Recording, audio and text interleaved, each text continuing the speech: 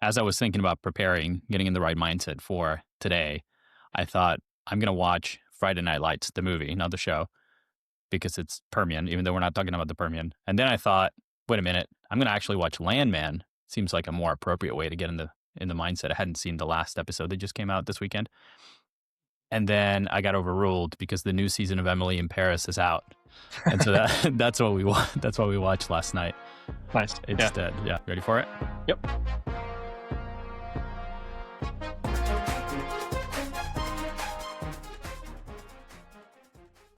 Welcome to the final episode of the inaugural season of Backtest, the podcast about the defining moments in market history and the timeless lessons from them. I am Daniel Gamboa. And I'm Matt Harris. And we are your hosts. In 1999, a Texas energy powerhouse called Enron, whose CEO, Jeff Skilling, had become dismissive of any businesses that required hard assets, spun off an oil and gas exploration division called, appropriately enough, Enron Oil and Gas. The company promptly renamed itself EOG Resources. In those days of the first internet boom, no one much cared and the stock languished. Then EOG began applying horizontal drilling techniques in the Barnett Shale. As others caught on and EOG's gas production began to soar, the stock began to run up. If EOG was the anti-Enron, it was also the anti-Chesapeake. Instead of a splashy campus, EOG, which prided itself on a decentralized culture, operated out of several floors in a nondescript office tower in Houston. Among investors, EOG became known for technological advances. Everyone else is lucky, one old-time oil and gas man says. EOG is good. Others call EOG the Harvard of shale, the Apple of oil, or simply the brain trust. Matt, that was a paraphrased quote from Bethany McLean's book titled Saudi America. Great book. She has a lot of really great books, by the way. Yeah, this one is a really fast read, Saudi America, and it's a really good book. By referencing the analogy of the apple of oil, she perfectly captures the perception that EOG generally likes to control as much of its product stack as possible, that they are very secretive, and that in an industry that leans towards partnerships with other producers and projects, EOG often prefers to go it alone. The analogy also applies in that they are very tech savvy, right? They build lots of internal apps. And whereas most big energy companies, I think, tend to stay at the forefront of industry-specific hardware tech, right? EOG does that, but is also pretty forward-leaning on software tech. One of my big takeaways from studying them is how secretive they are. And that's something that really stood out to me as I studied them. We did more interviews of people to learn about EOG for this episode. And all the stories about EOG are really just about how secretive they are. We heard stories about them calling around when different research organizations would publish information about them to find out, where they got it from. And so EOG is a very secretive organization. One thing I'm interested to learn as we study more and more of these cycles is, what level and kind of secrecy ends up having a positive outcome versus a negative outcome. Yeah, actually, me too. And I think before we dive into the third and final part of our series on the shale revolution, let's orient ourselves a little bit. So the first episode, we kicked off in the series with the story of George Mitchell and Mitchell Energy. And they were grinding for 2 decades to try to unlock economic volumes of gas from shale until finally a series of unlikely events, even a mistake, and interactions with other people in the industry lead them to try something that shouldn't have worked, right? That everybody was really skeptical of, but it actually does work. And this not only saves the company, Mitchell Energy, but it generates billions of dollars in wealth. And when they sell to another independent in 2001, it starts to unlock people's skepticism that shale gas might actually be a thing in 2001. Then in episode 2, we dove into the second key ingredient for the shale revolution after the technical breakthrough, and that's capital. And we saw how industry legend Aubrey McClendon built a land and fundraising machine to help drive huge natural gas production growth in the US, which then ended up taking natural gas from scarcity to glut, even though as late as the early 2000s, most industry experts and policymakers were worried about the US running out of gas, not being economically competitive, and not having access to energy supplies, right? And actually everybody expecting that maybe natural gas prices were going to be really high for a really long time. In this, the third and last episode of the series, we're going to explore how the technological breakthrough evolved from natural gas to oil. And we're going to talk about the operational rigor that it took to make all this stick. Because even though Mitchell had figured out how to produce natural gas from shale in 1997, and then others like Chesapeake and Devon and others had started to mobilize massive amounts of capital to scale this up by the early 2000s, there was still a major question from most of the people that knew anything in the industry. And that question is that, if you think about crude oil molecules, they're much bigger than natural gas. They're 5 times, 10 times bigger than natural gas molecules. And not to mention that oil is much more viscous, so it's kind of thicker. As late as 2008 through 2010, the vast majority of the industry were basically saying, look, you might be able to get natural gas out of shale, but you've got no chance with oil, right? That question remained. Like, could you get oil out of tight formations? Right. And I actually think that it's not just, can you get oil out of shale? There's an equally big question, and I think we saw this in the Tech and Telecom series. These technology revolutions and breakthroughs, they don't just require, a technology breakthrough like we saw from George Mitchell, and they don't just require a bunch of capital to bring that technology to market like we saw with Aubrey. They need operators who know how to structure their business around the breakthroughs and turn these things into sustainable, profitable businesses. So to me, there's another major question at the time. When you include the cost to acquire these assets, all the upfront payments to lease the acreage or buy the companies or whatever it might be, and the purchase price for those acquisitions, along with all the corporate overhead and salaries that come along with these companies, the offices, all the people that aren't working on directly on producing oil and gas. There's this key question that is unanswered at this point in our story. How do you make this all profitable? How is this going to become something that's sustainable and can continue on forever? Yeah, I think that's right. So basically 2 major questions, right, in this story. Can you get oil out of shale?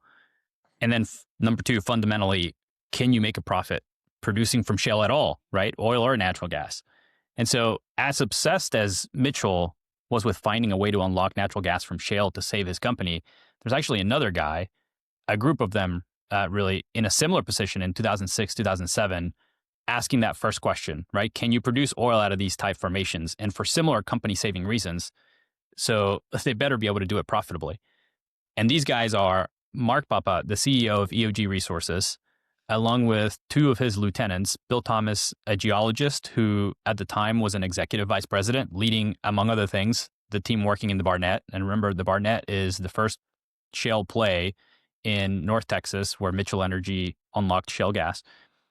And the second guy is Gary Thomas, same last name as Bill, but they're actually not related, as far as I know.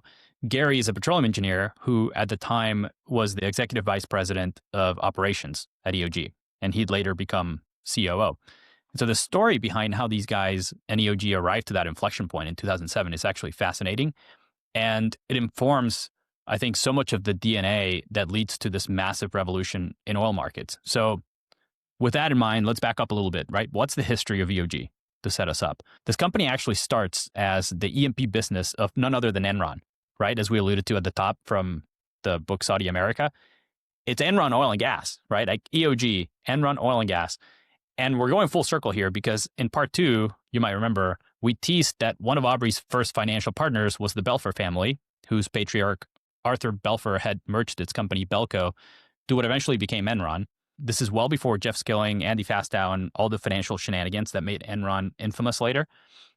This is 1983, and Enron is basically an energy company producing natural gas from wells and transporting it with pipelines. Well, 2 years before that, in 1981, a young Mark Papa, who graduated from the University of Pittsburgh in 1968, and he ended up majoring in petroleum engineering, partly because apparently he wanted to move to a warmer place. So he was born and raised in Pennsylvania, and he wanted to go live somewhere warm. So petroleum engineering is what he decided to major in because most of the petroleum is in places that are warm.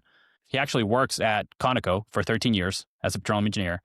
And then he moves on to Belco after those 13 years. And by the way, one of his last assignments at Conoco, interestingly enough, was working on the first oil development in Dubai in the early 1970s. A very different Dubai than what we know as Dubai today. It was a complete desert. And to give you some color on Mark's personality, he called his Dubai experience very, very invigorating. He said that the living conditions were super primitive. He found it invigorating, like being a pioneer. And so you get the sense of this quirky engineer who likes being out in the elements as long as it's warm, and who really loves being on the cutting edge of finding and developing natural resources. And I think one of my takeaways was Mark Papa actually, he knew what he wanted to do at a pretty young age. The summer after his freshman year in college, he went to work as what's called a roustabout, and which is basically an entry-level roughneck position where you're doing maintenance of equipment and manual labor. Yeah. And so, and very early in college, this guy is saying, "I just want to work somewhere warm." So yeah, he knows what he wants to do. It's very simple, and he's going to go do it. So similar to Mark, both Bill and Gary end up joining the company well before it becomes EOG or even Enron, actually. In fact, both of them join one of the predecessor companies before Mark even joins Belco. So Bill graduated with a geology degree from Texas A&M in 1975 and joined one of the predecessors to Enron in 1979. And Gary graduated with a petroleum engineering degree from the University of Texas in 1972 and then worked at Unocal and Apache, two other energy companies, before joining one of the Enron predecessor companies also, but in 1978. So he's the earliest of the three. We talked about the 80s being a gulag era for oil and gas, right? Because there were so many bankruptcies. So these guys went through the gauntlet. They navigated that together inside of Enron's exploration and production business unit. In fact, they also navigated a major hostile takeover attempt in the 80s by a company called Coastal Corporation, which in and of itself is a fascinating story. And so they entered the 90s with a ton of scars. Right. And so the 80s had some excitement, mostly negative for oil and gas companies, but there was some excitement. The 90s were essentially a snooze fest for oil and gas companies looking for, specifically the ones looking for oil and gas in the United States. Natural gas was a little more exciting than oil during these years because it had just been deregulated, but it was still just kind of not a lot going on in the 90s for either oil or gas. Both oil and gas production in the U.S. had peaked in the early 70s, and by the mid-90s, oil production was 35% below its early 70s peak, and natural gas was actually 18% below its peak. One of the proxies for activity and excitement in this industry is something called rig count. Oil rig count was falling through the decade. For those that keep track, it actually almost dropped below 100 at the end of the 90s, which is extremely low. And gas rigs were just kind of flat around 400, not a lot going on. Prices were very stable. Oil prices were basically $20 a barrel all decade. Gas prices were basically, $2 per million cubic feet per decade. And the big thing happening at the time was, oil imports are increasing, right? As U.S. production is falling dramatically, oil imports are increasing, and we actually moved past 50% imports in the U.S. in the mid-90s, which you would think would cause some buzz and excitement, but really nobody cared because prices were low and stable.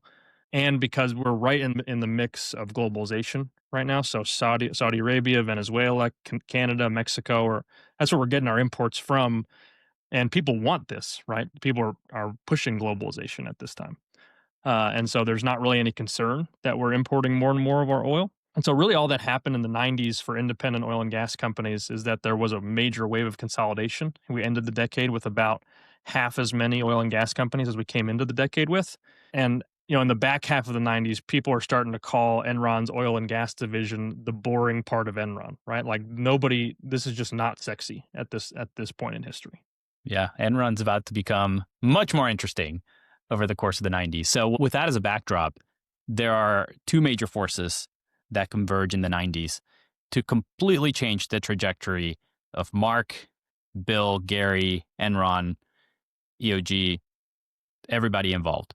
The first force is the dot-com boom gets going, right? The internet is the future. Equity markets fall in love with asset-light businesses, so businesses that don't require a ton of capital. They're not capital intensive. And boy, is that the opposite of natural gas drilling.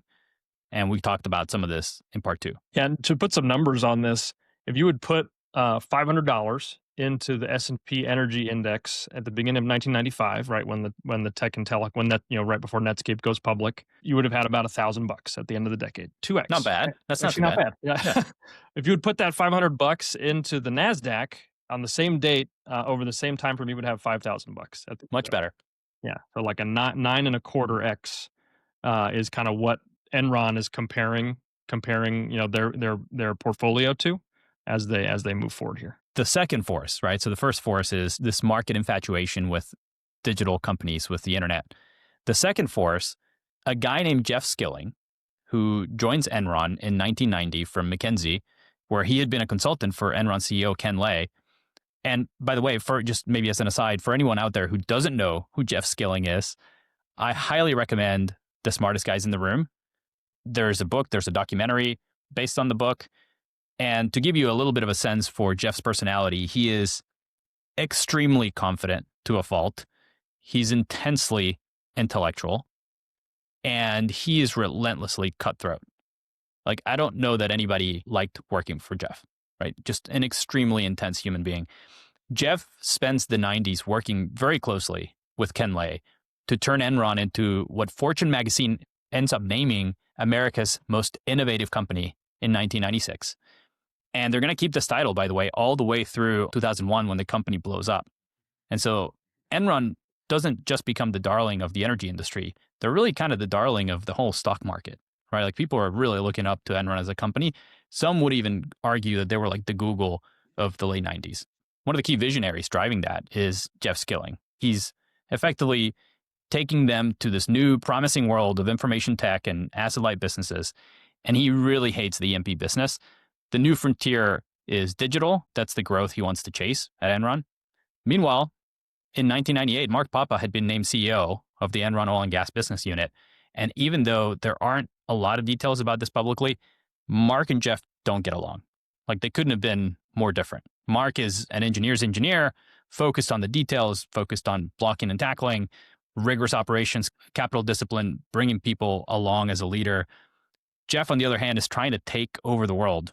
He's cutting through people that get in his way. He's super focused on hidden financial home runs, and whatever it takes, he's going to do with as little actual wrench turning as possible. Like, if he could punch a key on his keyboard and print money, that's the business he wants to be in. Suffice it to say that Mark and Jeff were butting heads throughout the 90s over Enron's strategy. And I also imagine, this is speculation, but I imagine that Jeff Skilling was probably very aggressive directly with Mark and indirectly, and even with Ken Lay, I bet, and with the board.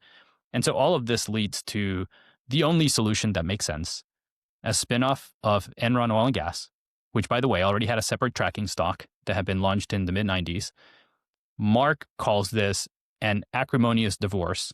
So it sounds like everybody here was ready to separate and walked away pretty bitter, and kind of don't let the door hit you on the way out. And on July 1999, Enron announces that it will spin off Enron Oil and Gas, which will subsequently change its name to EOG Resources and trade on the New York Stock Exchange under the ticker EOG. My guess, Matt, is that Mark was pretty torn here. Like, on the one hand, he's finally going to be free of Jeff Skilling and the mothership with all its internet wannabe, strategy that he thinks is crazy. Much like George Mitchell, I'm sure Mark was watching the stock market, wondering how a sock puppet company with no real assets, burning cash on Super Bowl ads, was somehow worth hundreds of millions of dollars. On the other hand, my guess is Mark now has to figure out how to deal with public shareholders in a market that sees EOG as a cast-off from America's most innovative company, Enron, right? And so that's got to be pretty tough. He's not in an easy seat to navigate. There are some green shoots despite that. We talked about in part 2 about how the expectation is that natural gas markets in the US are and will continue to be for the foreseeable future really tight into the 2000s because supply has been falling and demand for natural gas is ramping up from power plants. And EOG is a natural gas company at this time. 87% of the production is natural gas. And so, in fact, they are one of the lowest cost producers of natural gas, which in the commodity business, being a low cost producer is everything. If you look at other public natural gas companies at the time, EOG's OPEX per unit of production per 1,000 cubic feet of gas is 87 cents. Devon, the company that bought Mitchell Energy, is operating at $1.01 of operating expenses per unit. And they're much bigger, right? They're much bigger, twice as big. And this is an operating leverage business. That's right. To have lower OPEX than a business that's twice as big as you in this business is saying a lot. Yeah, that's a great point because EOG is not one of the biggest natural gas companies at this point. And then Chesapeake, which we've talked about in part 2, in the 90s, they were transitioning and leaning really heavily into natural gas production. Their OPEX is $1.69 per unit, right? So almost double what EOG is operating at. So that's a major edge for EOG in a commodity business. So they're starting from a pretty strong operating point. And as an aside to all of this, just to really drive home the point, one of my favorite books, it's a book called All I Want to Know Is Where I'm Going to Die, So I'll Never Go There. It's a book by Peter Bevlin, and it's written as a Socratic dialogue between Warren Buffett and Charlie Munger. And there's this awesome discussion kind of 2/3 of the way through the book about moats and how to develop a competitive advantage. And the book has Buffett saying, one of the best moats in many respects is to be a low-cost producer. Being a low-cost producer of something that's essential to people is going to be a very good business usually. It's like comparing a copper producer whose costs are $2.50 a pound with a copper producer whose costs are $1 a pound. Those are two different kinds of businesses. One's going to go broke at $1.50 a pound, and the other one's going to still be doing fine. Being the low-cost operator is especially important in oil and gas and other kind of boom-bust industries. Oil and gas, in particular, they tend to overshoot to both the upside and the downside, especially oil, because believe it or not, neither supply or demand are that sensitive to price, especially for oil. If you think about it, right? Like a power plant could technically switch to coal, and maybe in the future nuclear. Oil is a necessary product that really doesn't have any substitutes. And so oil in particular tends to overshoot way to the upside and the downside. And so in this space, in order to survive the bust periods and really, thrive during the bust periods, and then also benefit during the boom periods, you really need to be one of the low cost producers. This has been true in every stage of oil and gas in the past. It remains true today, and it will probably be true for the foreseeable future. It's true in every business, especially in commodities. I mean, heck, even if you read the Amazon letters, they talk about this stuff. So fundamental principle of operating any business or investing in one. And if you go back and read EOG's first annual report in 1999, there are 4 things that are very clear about the way EOG, Mark, and its leadership team view the world. This is definitely one of them. They say that they are going to be laser focused on continuing to be a low cost producer. That's kind of item number 1. That is baked into their DNA. The second thing that becomes very clear is that they see upside in natural gas prices in 1999. They're similar to Aubrey. They're seeing signals that power demand is growing substantially and that there's not enough supply. So they're going to lean into natural gas. The third thing you see is that decisions at EOG are very much driven by return on capital and free cash flow generation. So those 2 things are critical at EOG. And then the fourth thing, maybe a bigger point, because this is pretty unique to EOG as an operating entity. They are a decentralized company, and that's core to how they think that they succeed. And so if you look at how they're structured, they have 8 separate divisions responsible for optimizing their own assets independently, fully loaded with every single function that you would need as an independent, operating entity. And they compete with each other for capital and resources from a very Spartan headquarters that is really focused on getting the field what it needs and allocating capital and just holding everybody up to a really rigorous, high standard. To me, actually, it sounds a little like Berkshire. It's not quite the same, but that's kind of how Berkshire is structured. And there's other businesses that operate like this as well. Very different than any other oil and gas company and the way that they operate. As I read the EOG shareholder letters, I came to a conclusion I wasn't expecting. It's the same conclusion I reached when I read the Amazon shareholder letters. And it's that both Jeff Bezos and Mark Papa were students of Berkshire. These guys had both very clearly kind of read the letters, and when I read the Amazon letters, my main reaction was that this guy was putting the Berkshire letters and all of its lessons into practice with a startup. Yeah. And I think that's what's happening here too. Mark Papa's putting the lessons of the Berkshire letters into practice with an oil and gas producer. So it's funny that you say that, because I had a similar thought, and similar to how at one point everybody becomes very skeptical of Amazon, right? And the market kind of sours on them a bit. In the face of an investment community that is skeptical of EOG, right? Like, why would Enron, a darling company, why would they decide to just jettison EOG unless it was a marginal business? And so the market was either skeptical, or honestly, a lot of the market was just indifferent. Like, they just did, like you said, nobody cared, right? And there was a dot-com boom. This was not a dot-com company. It was like a super capital-intensive company. Nobody cared. The stock is actually going to underperform the market in its first year. And they're going to be effectively flat from about 2000 to 2003 after a bit of a run-up. And Mark and the team at this newly independent EOG basically just put their head down and just go to work, which I think aligns with the picture that we're painting here of Mark and the DNA of EOG.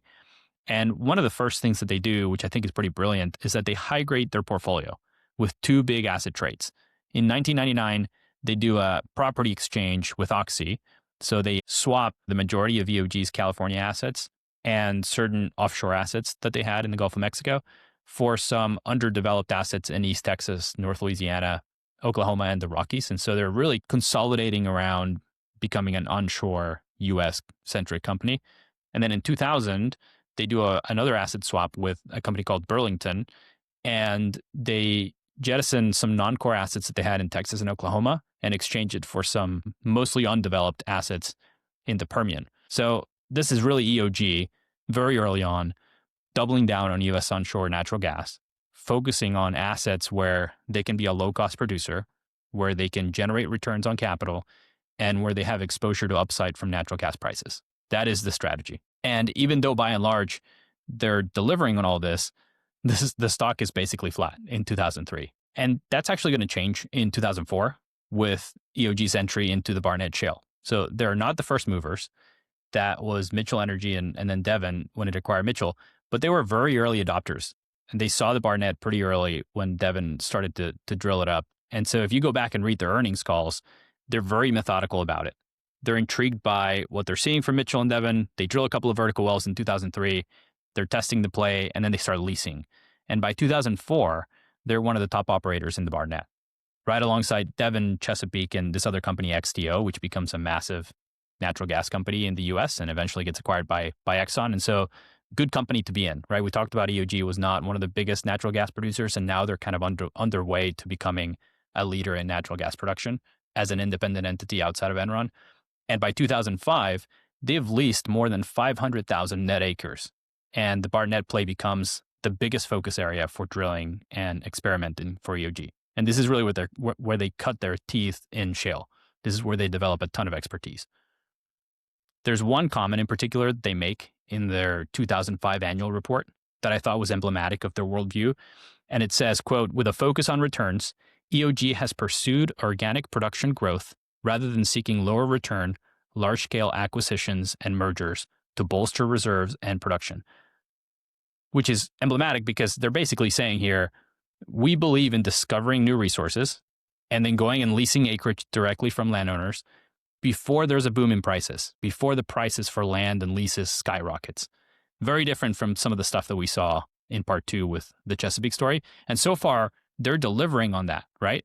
They rationalized their portfolio with asset swaps early on, and now they assembled a huge position in the Barnett through organic leasing.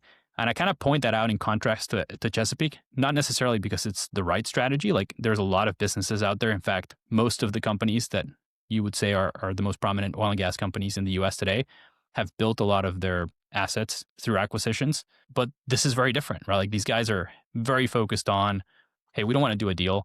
We want to just go discover stuff and organically lease on our own. Yeah, I think in industries like oil and gas, I think it's easy to just assume there's only one mode of operation. Just buy the stuff and drill it, or whatever. But just between Chesapeake and EOG, we're seeing two totally different modes of operating through the shale revolution and through the price cycles. And I think that there's some really interesting takeaways about how is the company you're looking at navigating through this technology revolution or this cycle.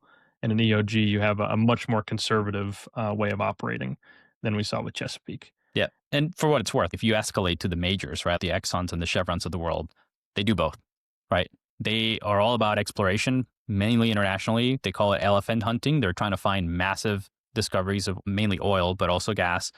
And they go and acquire and consolidate companies, right? Like the history of the late 90s is a lot of consolidation. Exxon merges with Mobil. And now we've seen this play out over the last couple of years, right? Where Exxon bought Pioneer. And so the majors just do both. And so back to EOG, in the mid 2000s, EOG is flying high here. They've established a strategy. The strategy is working and they're just executing. And we've talked a lot about how natural gas prices started increasing rapidly in the early 2000s. But it was actually all commodity prices that were increasing during this time. It was because we had unusually high and stable global growth from like the 2002 to 2007 period. Global GDP was actually 4% a year for 4 straight years with, moderate inflation levels, the average is closer to 3, right? So on a global basis, this is a huge, huge difference, and it was consistent. And it was for two reasons. One was China had been accepted into the WTO in late 2001. And so now you had China kind of coming in with, the largest population country now growing at double digit rates. And, developed countries were recovering from the post tech and telecom recession. And so commodity markets were actually up 13% on average every year from 2002 to 2007. They're normally up closer to 2%, right? So this is a very big difference. And there's an economic term for when this happens. It's called a commodity supercycle. And prior to this one, there had been a couple in history, and they're all tagged to things like recoveries from major wars or industrial revolutions. And so, China growing at double digit rates during this time, it's a global economic event that's on par with, recovery from World War I or World War II, or the growth that comes out of an industrial revolution. And so all commodities are going up during this time. This happened with copper and aluminum and like all commodities, but specific to oil and gas during this commodity super cycle from, let's just say 2000 to the global financial crisis in 2008, natural gas prices went from $2 per million cubic feet to as high as 13, almost 13.50 per million cubic feet. And oil prices go from about $20 per barrel, which is kind of where they'd been all the 90s, and they go as high as $145 a barrel, which is pretty wild. Right. And these are very different markets, right? So natural gas is actually not that subject to the global commodity super cycle because natural gas is not a global market at this point, especially. It's a landlocked market that you can really only get gas from Mexico and Canada into the U.S. If you don't have enough in the U.S. And so the U.S. The natural gas price growth during this time period is actually mostly just driven by new power plants in the U.S. serving the U.S. market and all that extra demand. Oil is different, right? Oil has been a global market basically since it was founded in the 1800s because it's a liquid, right? Because you can pour it into your hand and carry it across the Atlantic and give it to your friend. I don't know. I don't know why they were doing that, yeah, up until very recently. That's how it works. You poured it in your hand, yeah. An important thing about oil is, oil demand is very sensitive to global growth, especially if that growth is coming from emerging economies like it was from China at this time, because countries like China in the early 2000s, they basically can't grow without using like lots and lots of oil. And so upstream companies, whether they're producing oil or gas, and especially if they're the lowest cost operator like EOG was, are just perfectly positioned to benefit from this commodity super cycle that we're in from, as we come out of the tech and telecom bubble in the 2002 period, all the way to the great financial crisis in mid 2008. Based on that, they were killing it, right? And their performance in 2005 was really, really good. In fact, they were the highest performing company in their peer set. And not only that, but they were the fourth highest performing stock in the S&P 500 in that year. But remember, this is, like you said, and has always been, and probably will always be, a boom bust industry, right? And so things never stay great forever or terrible forever in oil and gas. And so if things are going great, you should probably be pretty worried that there's something around the corner. And so when you think about what EOG is doing into the 2005 timeframe, they're riding high. They've made it. They went from Enron cast off to one of the top U.S. independent producers of natural gas. They're perfectly positioned to take advantage of this boom in natural gas prices. They're the second best oil and gas company in terms of return on equity and return on capital employed.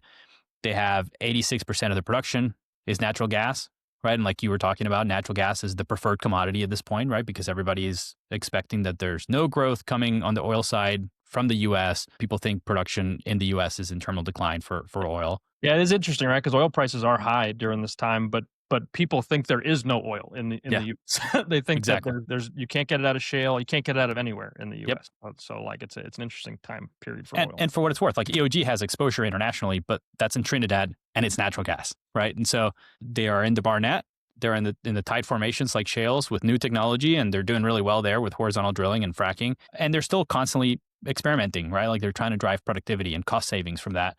And then they've paid down debt. In fact, by the end of 2005, debt to total capitalization is only 12%. So really all-time low. That is a minimal amount of leverage. So they're in great shape. They're not a big cash burner, right? They have some years where they burn some cash, but they're doing a good job not needing a ton of outside capital. They generally match asset sales with cash needs. Yeah. And so they're not dependent on the capital markets or creative financings to succeed. That's right. Yeah, they're generating free cash flow. It's a core focus for the company.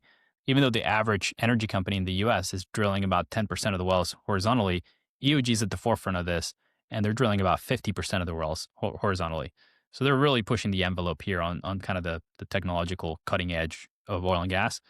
They're relentless about costs, they're relentless about capital, and they're still exploring. They're trying to find new places to go explore and get new assets and complement their existing portfolio, firing on all cylinders, except for one guy. Like there is one guy inside the company who is not happy. In fact, he's terrified, and that's Mark Papa.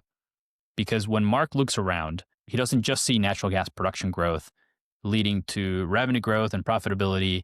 They had increased production 50% every year for 3 years, and they're still growing. He knows the energy business and its history.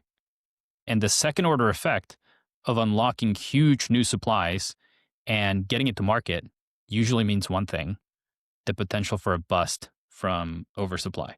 Yeah, I mean, in the mid 2000s, Mark Papa he's about 50, and they're a natural gas company, just like Chesapeake, and there haven't really been any major natural gas price cycles up to this point for the specific reason that the government controlled natural gas prices and basically until the early 90s. But he's lived through, he got out of college in 75, right? So he's lived through a few major oil price booms and busts. And specific to natural gas, these are just classic supply and demand driven markets. And they're almost 90% natural gas. And so this company that they spent the last 7+ years building into a well-oiled machine after the spinoff from Enron could now be in real jeopardy. And so he's really worried about this. And there's a dramatic meeting in Scottsdale, Arizona in October 2007. It's a strategic offsite for the 20 or so most senior people from EOG. They all show up. They're expecting that, it's going to be a fun trip. They're going to talk about strategy and, maybe play some golf, pat themselves in the back a little bit of how well things are going. And Mark walks into the first meeting and he says that they as a company need to make some radical changes. So everybody looks a bit confused. And apparently Mark says, and I quote, "I'm here to tell you, natural gas prices are going to be weak for 20 or 30 years. We're going to have to convert this company to an oil company or we're dead ducks. Tell your people to stop looking for gas right away." And so as dramatic as that is, I can imagine apparently everybody's silent and maybe a little bit confused. Your asset base is heavily weighted to natural gas. And now you got to go figure out how to go find oil assets and produce, right? Quickly, because Mark really expects that this glut should materialize fairly quickly over the next couple of years after 2007. And so by this point in 2007, EOG is already experimenting with shale oil in the Bakken in North Dakota. But there are two key things to note. Number one, the Bakken for EOG is tiny relative to the rest of the company, the potential to be maybe less than 10% of their reserves. And it's not clear that they can even scale it. Certainly not in time to shift the production mix within the next year or two. Number two, everyone is skeptical of shale oil. Remember, oil molecules are at least 5 times bigger than natural gas. So can you even get this to flow, let alone, produce it economically? People didn't even think natural gas could flow from shale, just a couple of years prior to this. Right. Yeah. And so they sort of got over their skepticism of shale because they're seeing what's happening in the Barnett. But everybody thinks that the Barnett is a one-off and it's only for natural gas. And so credit where credit is due. Apparently, Bill Thomas got to this conclusion first, that the company needed to shift to oil from natural gas. And I don't know for sure, but Bill led the Barnett at EOG. So he was a key part of the technical team working on shale. And then Gary Thomas was a key part of all this too, apparently, from what we've heard, from people in the industry that we interviewed. And so the details of what was going on at these leadership meetings, only these guys really know. But Mark, Bill, Gary, if you're listening, we would love to talk to you just to learn and understand, exactly what you saw and how you navigated this massive pivot. Because while everybody is still focused on the land grab, right, in natural gas around 2007, early 2008, EOG's pivoting hard to oil. And then the global financial crisis hits in late 2008. And, most people associate the global financial crisis with the mortgage market, right? And the collapse of the mortgage market and the contagion that caused. But the commodity supercycle that I was talking about earlier definitely played a major role in it. Actually, in 2008, U.S. consumers were spending 8% of their income on energy. Which is like 2 times as much as what they usually spend or something like that, Right. right? Like, Right. what are we Yeah. at It's today? Like like way, 5%? way more than normal. Yeah. And it's because we're traveling through the peak of this commodity supercycle driven by China's growth coming online and just guzzling commodities like oil. And one of the kind of fun things about oil is that it has these very specific characteristics that are pretty measurable. One of the things about oil is that demand is not very sensitive to the price of oil, believe it or not. And that's because it's a necessity, right? You don't not drive to work just because gasoline prices are even 3 times higher. You still got to be at work, and there aren't really any substitutes, especially in the sort of medium term. You're not going to ditch your gasoline car for an electric vehicle anytime soon just because gasoline prices are temporarily high, unless of course you believe they're going to stay high forever. Then that might cause a change. And so this dynamic causes the boom part of the boom bust cycle. Consumption just continues to slowly grow regardless of how tight the supply of the commodity is. And so oil prices tend to overcorrect. And so in 0809, oil prices fall from a high of $140 a barrel to a low of $41 a barrel. Natural gas prices go through the same thing. They fall from a high of almost $13 per million BTU to a low of $3 per BTU. But then these two commodities that we've been talking about for this whole series take very different paths. Both bounce off their lows, but then they diverge. Natural gas prices tank from there, basically, due to the oversupply that we talked about last episode, caused by Chesapeake and other companies figuring out how to produce just massive amounts of natural gas from shale. But oil recovers pretty quickly, and it's back to $100 a barrel by 2011. And EOG's 2008 annual letter is the first time that they start being very, very vocal about their view of the commodity markets. And in one part, they say, we think gas prices are going to be weak for a while. And then they say, in terms of crude oil, EOG is a strong believer that basic worldwide demand fundamentals will be reestablished over time. Remember, this is they're still recovering from the great financial crisis, and oil prices are low at the writing of this letter, especially as certain areas of the world, such as India and China, continue to modernize. This is the commodity supercycle we've been talking about. Once the global recession passes, we expect that demand for crude oil will grow again. And so they've totally switched. They're now very bearish on natural gas long term. They're now very bullish on oil, and they've kept their balance sheet as basically a fortress. At the end of 2008, their debt to EBITDA is 0.26 times, very low. Chesapeake's was about 2 times. So you're talking about 8 times higher leverage levels. I think 2 times kind of screens as low, but for these kinds of companies, it actually turns out that this is too high.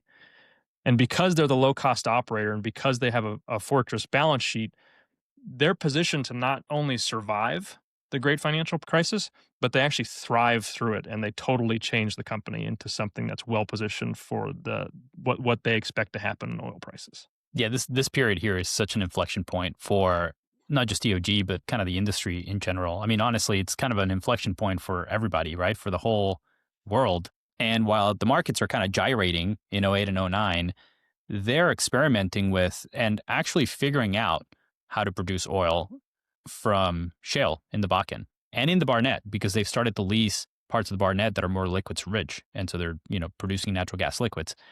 They start positioning publicly, kind of slowly and then more aggressively, as a crude oil company. And specifically, they start to position themselves as a best-in-class company at extracting crude oil from tight formations. And so if you go read their annual report, if you go to the 2009 one, they actually lead with this. The title of the report is Developing New Frontiers in Horizontal Oil. And so what's striking about this is if you go read every previous annual report, it's mostly about gas. The themes of being a low-cost producer and a great company and decentralized, et cetera, are all there. But in 2009, there's a clear breaking point. They talked about being bullish on oil in '08, and in '09, they're like, we're going to go be an oil company. And they let the world know. They've been working on this for 2 years internally, but they're finally coming out publicly saying, this is our future. And by 2010, their production mix has gone from 80+% natural gas, just a couple of years prior, to 50%. So they're 50-50 oil and liquids versus natural gas. And on that same year, they doubled production in the Bakken. And with that growth, they ran into infrastructure constraints. And this is telling because, anytime you have a new play, you don't really control whether it's close to a demand center. You have to figure out how to get the oil that you produce in a given region to where there's actual demand, to refineries or other places where you can actually process the oil and turn it into something that's useful. And so they built their own rail transportation system. It was easier and faster than building a new pipeline. And so they just went ahead and did it. I never saw anything official about this, but to me, it had to have been largely the beneficiary of decentralized decision making. Yeah. And we saw how critical these gathering systems and getting product to market is, the Chesapeake episode too. And in this case, this is something that the oil industry had done in the past, but this is the first major rail system that gets built out of many, because the shale revolution is going to be heavily influenced by transportation by rail. This is one of the first of many that get built. And EOG is one of the people at the forefront of getting creative with how to get product to market and quickly. And then most importantly, in 2010, they announced a new play right in their backyard in South Texas. EOG had been drilling and producing for natural gas in South Texas for a really long time. And they announced that they had leased 520,000 acres in the Eagle Ford play, which, similar to the Barnett, they're not the first to drill and make it work. That was a company called Petrohawk, but they're an early mover in identifying the oil window and in leasing very quietly and cheaply before anybody else figures out that this is a great play. And by the way, this is exactly how they got into the Bakken too. What's fascinating about the Eagle Ford move is how they built up this position, this 520,000 acres, because it tells you everything you need to know about EOG. And the story there is that while everybody was still focused on natural gas in 2008, they were all leasing acreage at really high prices and drilling as fast as they could to hold it and grow production. EOG had decided to quietly pivot to oil and then let the world know without showing off once you had already won. And so they were so secretive that they would slow play, even announcing really good well results in the Bakken. And apparently the state of North Dakota was frustrated with them because the state actually wanted those results to use those results for publicity and to attract more people to invest in the state. But so back to the Eagle Ford, when they started accumulating acreage in South Texas, there was a single promising well from Petrohawk. And EOG, instead of prudently leasing a few thousand acres and maybe drilling a couple of wells just to prove that the play was real, they actually start accumulating acreage pretty aggressively, and they decide not to drill because they have so much confidence that if they drill, it's going to be a good well result, that they know if they have to make that public, other people are going to find out and they're going to drive up the price. So they end up spending $100 million to build up about 300,000 net acres at $400 per acre, roughly, without drilling a single well and without letting anybody know. And a lot of this was capital invested right before and around the global financial crisis in 2008. So it took a lot of conviction for these guys to move to this scale in the Eagle Ford. And the reason for that is that they were very confident about long-term oil prices. And maybe moreover, they were really confident about the fact that they needed to execute this pivot and they needed a lot of oil reserves to be able to do it successfully. And they were confident that they could produce oil from shale when people were still pretty skeptical. And so I'm sure that despite not having drilled Eagle Ford wells by this point, they probably had a lot of geology work. So if you're not familiar with the industry, you can go get existing vertical wells and look at the logs, look at cores, and try to understand the formation that you're going to drill into, even if you haven't drilled and produced specifically from that formation. And so I'm sure that they were convinced that the Eagle Ford had properties that might even be better than the Bakken. To me, the thing that stands out about EOG during this time period and really up until now through their whole life is that these guys are just very secretive. We heard a couple stories about how secretive they are. Most of the calls we had with people who were in the hedge fund space back then, most of them just expressed frustration that, management would never talk to us. They would never come to conferences. We were interviewing a friend of the show, Bob McNally, who wrote what I think is probably the best book on oil markets called Crude Volatility. Bob served in the George W. Bush White House, and he's had a pretty prolific career in the commodity space. He currently runs a firm called Rapidon. He got invited to an intelligence briefing in the 2007 time period, and it's kind of the perfect story of Mark Papa. You don't hear anything else about this guy except he shows up at an intelligence meeting in 2007, and he basically gets up in front of these people, and he says that the U.S. is going to become a global oil powerhouse again, And that's just one of the stories we got in the research that I thought was worth mentioning was him presenting at a government intelligence briefing is one of the few places where he pops his head out and we get the story. Yeah, so good. That's probably one of my favorite stories from the research. That was so good. And building on that kind of secretive DNA at EOG, they're so secretive and so independent from other companies that in their shift to oil, they explicitly tell their investors that they want to maintain as much control over their assets as possible. They don't want to engage in joint ventures. They don't want to sell down their interest. They want to control as close to 100% of each asset that they're in as possible. They were doing everything they could to not even let anybody into their deals. They were on 100% of crude by rail, 100% of the sand mines that they bought, 100, the 100% of all the wells that they drilled. And I actually wonder how much this mentality of secretiveness informed their capital structure. Their capital structure was so simple that they had to reveal very little to the capital markets, right? They didn't have any particular partners in any particular plays. They had a very boring capital structure that was never over levered and really warranted any scrutiny of their business. And so I wonder if that was a big part of their secretiveness is if you get over your skis on your cap table, then you can't keep secrets anymore. Well, it works for them, right? Because they end up leasing the 520,000 acres in the Eagle Ford at a total cost of about $200 million, which sounds like a lot, but if you look at the price per acre that they pay, it's about $400 plus or minus. And that is about 10 times cheaper than the acreage multiples that other companies are going to pay later to get into parts of the Eagle Ford that aren't even as good as what EOG leased.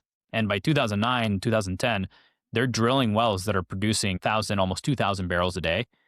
And they are fantastic wells. And this is going to be a core asset for EOG going forward. In fact, this is arguably the point at which EOG not just becomes one of the top oil companies in the US, but really one of the biggest, because they're going to be able to grow production really substantially from the asset base that they've built, the Eagle Ford being kind of the core engine at this point in time for them. And that same month, in April 2010, EOG announces this publicly. And they let the world know that its Eagle Ford position and the results that they're getting from it suggest an estimated 900 million barrels of oil that they might be able to get out of the Eagle Ford asset. This is an order of magnitude more than what they announced when they found the Bakken, right? So to put it into perspective, that would be like Apple all of a sudden announcing the iPhone and saying, this is like an iPod, which everybody loves, but here's something that's ready to go to market. And oh, by the way, not only is it better than the iPod, but the market for it is 10 times bigger, right? Like that's just to put it in perspective, how important this is. And this is announced as like an investor day presentation. And there's stories of people before Mark even finishes his remarks are like running out of the room with their Blackberries trying to trade the stock, right? Because they know that it's going to pop. And it goes up like 10 or 15% after this announcement. And really, more importantly, after this, you can no longer argue that shale oil is not going to work. And you can't argue that it's not going to be big. This is huge. The myth that the Barnett was a one-off is gone. And this is going to be a real boom. And it's coming from the country with the most sophisticated capital market and talent pool in the world. Where just a couple of years prior, right, you had Alan Greenspan in front of Congress and you had George Bush in his State of the Union address in 2006, basically worried about energy security and worried about supply shortages and dependence on risky places in the world for energy supplies. And now you have access to everything you could ever want right in your backyard. And you have to remember too that from 2010 on, it wasn't just a matter of, leasing out as much acreage as possible and drilling to grow production. Some companies, certainly EOG, were still relentlessly experimenting to try to squeeze out as much from the rocks and from the dollars that they're investing as possible. And so EOG was either first or very early on a bunch of technologies that became standard over time. So, you're talking about drilling longer horizontal wells. At first, these were like a little shorter than a mile or a mile long. And EOG and others start pushing this to well over 2 miles, which is much more capital efficient because you're only drilling vertically once to tap all of that reservoir. To do longer laterals and to maximize the precision of your fracs, you need a way to target very specific parts of the wellbore. And so they come up with multi-stage fracking. And so you basically set a plug and frac a specific part of the well before then moving on to another part and so on. They are heavy users of 3D seismic and they push that technology forward, which allows you to kind of see what's going on underground and target very specific parts of the formation. High intensity fracs, This was a big deal in the mid 2010s of more sand, more fluid per stage of a frac, more stages per foot, advanced geosteering, pad drilling, better drill bits. It's a lot. And EOG is right at the forefront of deploying a lot of this tech. Lots of companies are doing this, by the way. There's other companies, Chesapeake, certainly, Marathon, Pioneer. They're all pushing really hard at the cutting edge of technology and process design. And EOG is always there. They're constantly pushing. It's in their DNA. And the more productive that these companies became, right, the more oil that they could produce per well, and the more capital they raised, the faster they could grow production. And meanwhile, the market expectation is holding, right? The market expectation that we're in a commodity supercycle, oil markets are global, and therefore oil prices are going to be high for the foreseeable future. This all should sound pretty familiar. You got to keep in mind that not only we're still in this commodity supercycle, we're also in zero interest rate environment now, which is just the perfect overlay for the oil stage of the shale revolution to get built up. And so we're in a zero interest rate environment from '08 all the way through to 2016, and the debt markets just have a heyday with financing. Kind of the first shale chapter for oil. Just as an example, the high yield market goes from kind of 7 to 8% energy companies to 15%. I lived in that market. I kind of cut my teeth in that market, and I think one thing that people forget that I think we'll see often across these cycles is that there was a big element of patriotism to financing these companies at this time. There was a big element of, let's get these frackers stood up so America can be energy independent. I think so. In terms of there were some animal spirits at work here, a lot like there were in the tech and telecom bubble. And just to give you an example of how this played out. So EOG is an investment grade company. Remember I mentioned their leverage is very low. I took a look at what their bonds were doing during this time period, and they had some 6% bonds that traded up to issued at par, traded up to 125, and had a yield of 1.3% in 2013. And that's so does that mean, Matt, that if you had been an investor in that bond, that you would have made 25% if you had sold it at that level? Yep. On a bond. If you on a 6% bond. If you bought it at new issue. That's and insane. That's an example of how these companies could come to the markets and issue debt at 2-3% to go drill for oil. And this was a huge part of how the 2010 to 2014 shale revolution happened. It happened in a zero interest rate policy environment, and there was an enormous amount of debt issued to these companies. And so you kind of have to ask yourself, when is the natural gas moment going to come for oil, right? Because again, these are commodity markets. The difference between oil and gas, other than that one's a gas and one's a liquid, and that has transportation implications, the difference between oil and gas is that oil has OPEC, and the market was moving into an oversupply situation in kind of the 2013-2014 period. But since the early 70s, OPEC had been regulating the global market, and they adjust their supply up and down to make the price kind of work for wherever the global economy is. And so, with the exception of the 80s, right, when Saudi decided to open up the spigots to get market share, and I think, right? Yeah, one important thing about OPEC is it's a lot like the Federal Reserve in a sense. Lessons from history are kind of baked in, and they've been learning along the way.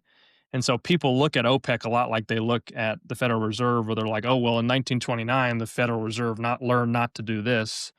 And after the great financial crisis, the Federal Reserve learned that this would work and they should do it faster. There's a lot of similar things with OPEC.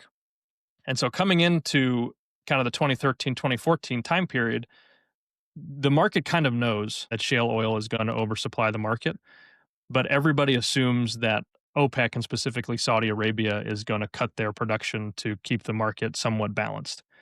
And that's specifically because there was this thing called a fiscal break-even. There's the break-even of like the well and the field, but then for certain OPEC countries, there was an opinion that they needed at least $100 oil to sort of satisfy their citizenship for all the subsidies that they gave to the people to kind of keep the peace in those countries.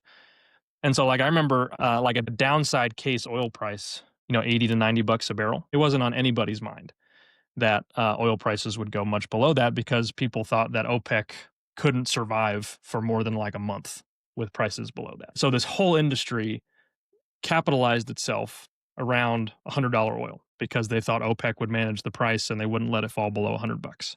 But in this case, the entire market was wrong. In November of 2014, there was a normal meeting of OPEC, and the entire world, everybody, expected OPEC to cut production to rebalance the market so that oil prices could stay above what they believed was this fiscal break even number of $100 a barrel.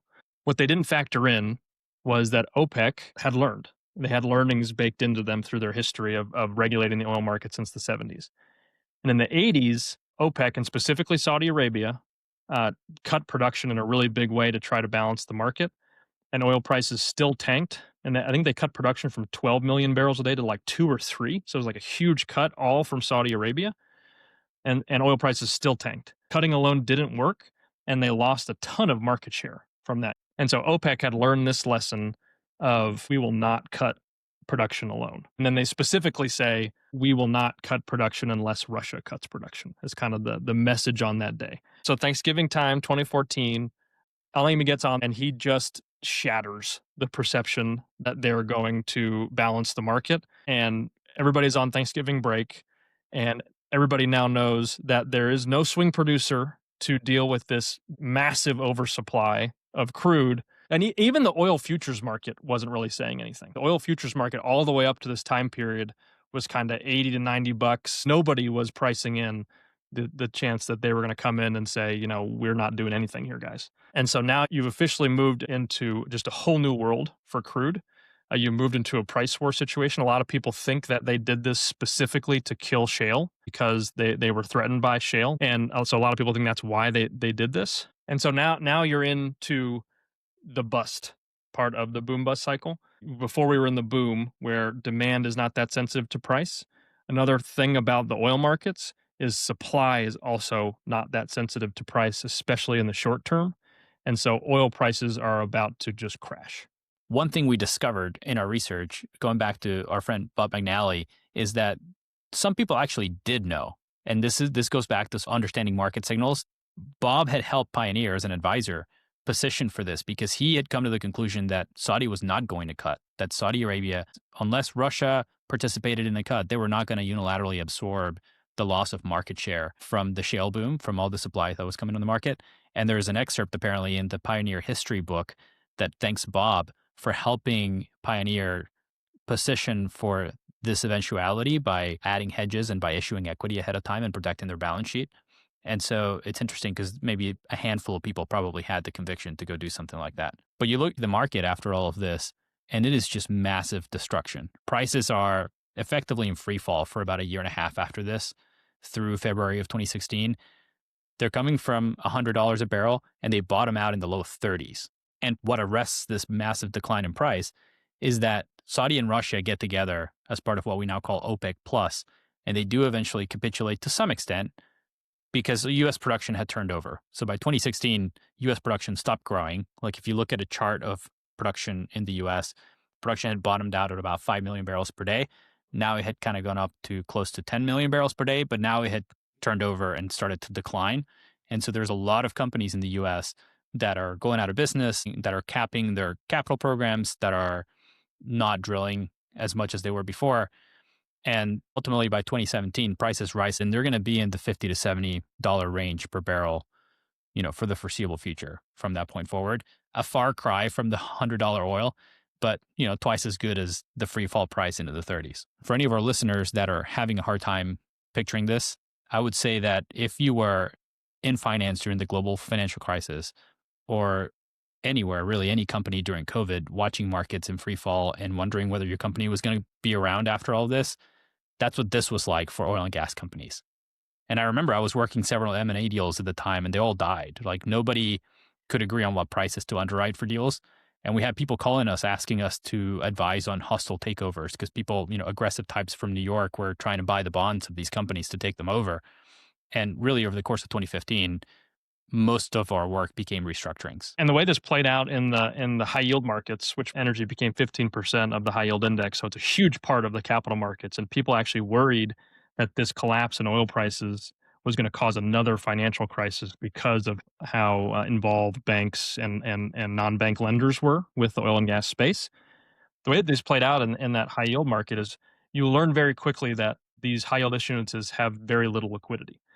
And so a bond is trading at 90 cents, and then all of a sudden it just gaps down to 30 cents on the dollar because some big holder got margin called or something, and they had to sell it at whatever price. And they only sold 3 million of a $1 billion issuance, but it marks the whole bond down from 90 cents on the dollar to 30 cents on the dollar just from one trade.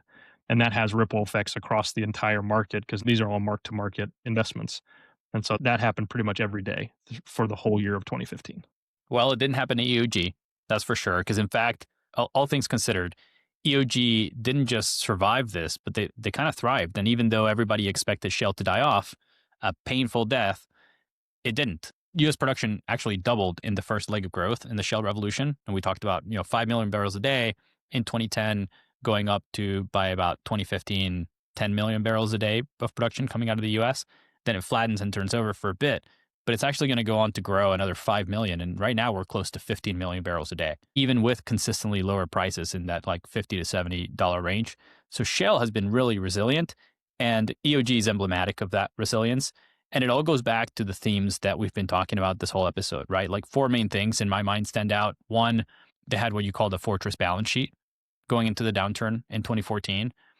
And we talked a little bit about their levels, their low levels of debt and the entry cost of their core assets being really low. And so they had the ability to cut capex by 50% and still hold the majority of their acreage. Number two, they were also a low cost producer, right? And we talked about that a little bit in the context of natural gas, and that translated right into their shift into oil. They're still a low cost producer at this point.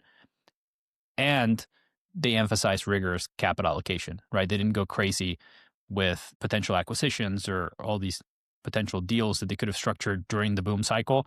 In fact, they take this opportunity in 2015 to institute this concept of what they call a premium well, where in order to drill a well or approve a development plan, they have to be able to generate 30% returns after tax at $40 oil.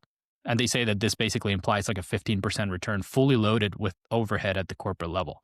One of the things I love about the oil and gas space is there's a lot of data that's just publicly available. I went to look at the drilling productivity report on the EIA's website, where you can see how productive the rigs are. And the Eagle Ford, where EOG is the biggest, is always a little bit more productive than the other major basins. And then in 2015, the Eagle Ford is like twice as productive as any other basin. And so this made a huge difference to how well they did in this downturn. It actually made the whole industry more resilient because everybody's pushing productivity and everybody's focusing on, okay, now we try to figure out how to generate a return from this stuff, and prices are going to be low. So now we have to get scrappy, right? And so that was number three. And then the last piece that I will say and touch on is that this idea of constant, very intense technical experimentation marries right on to that idea of being a low cost producer and being a rigorous capital allocator, because it's that technical experimentation that allows you to find new ways to do things, to drive productivity, to save on costs, and ultimately to position yourself to survive these cycles that are kind of inevitable in all industries, but certainly in commodities and definitely oil and gas. These cycles show up over and over again. So, Matt, what have we learned from this story and from this series? My first key takeaway, and we keep hammering on this, we've seen this pattern play out across pretty much every series. There's something about building conviction by identifying real market signals, like going out into the market and understanding what is actually going on the ground to inform what part of the cycle you're in, where is it going, and you're almost living in the future by seeing this in real time. We saw that with EOG here shifting to oil markets. We saw it in the Amazon episode with Bezos deciding to go and start the company in the first place. We saw it with Aubrey and natural gas. So we see this over and over again. There's this fundamental and very simple takeaway from studying this part of the shale revolution. And it's that you really need to understand how the price of what you're selling interacts with the supply and demand of that thing. And so specific to oil, believe it or not, oil supply and demand don't really respond very much to price, especially in the short and medium term. And so rather than get into all the economic jargon and what's called inelasticity or elasticity data, there's a chapter in crude volatility called Why Are Oil Prices Prone to Boom Bust Cycles? It's only a 10-page chapter. And it's probably the best education that I've ever had on how oil markets work. And it's really all geared around how does supply and demand change over what time frame based on what the price is doing. The last thing that I think I want to reiterate, we opened part one with this and we talked about it in part two. And I kind of want to close with it because it's so important. I think the shale revolution is probably one of the most underappreciated technological revolutions in history.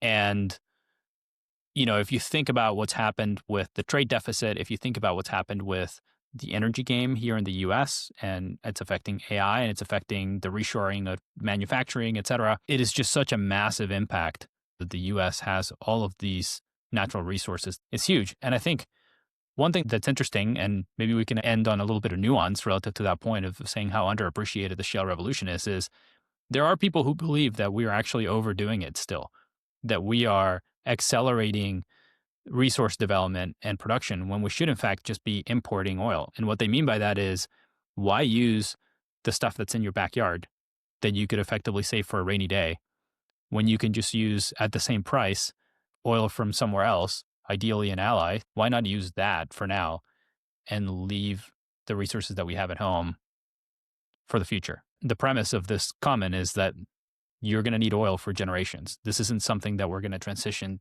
away from over the next 5-10 years. There's going to be decades of alternative development before we can really fully replace oil from fertilizers and plastics and all sorts of manufacturing and certainly energy. That's Charlie Munger. That is indeed. Charlie Munger is one of the biggest proponents of that argument. All right, Matt, this was fun. It was fun. Shall we leave it there? No revolution. Let's talk a little bit about next year. So we've got a lot of stuff planned as we evolve from our inaugural season and transition into season 2. We're going to be testing out some ancillary things to add and build a community around. But for now, we want to wish everybody a happy holidays, Merry Christmas, and thank you. And we want to ask you one more time that if you enjoyed this, the best way to help us is to share this with anybody that you think might like it, to leave us a 5-star rating on Spotify or Apple Podcasts, and of course, to stay tuned for some exciting things that are coming for season 2 of Backtest in 2026. It's going to be a good one. See you, Matt. Yeah.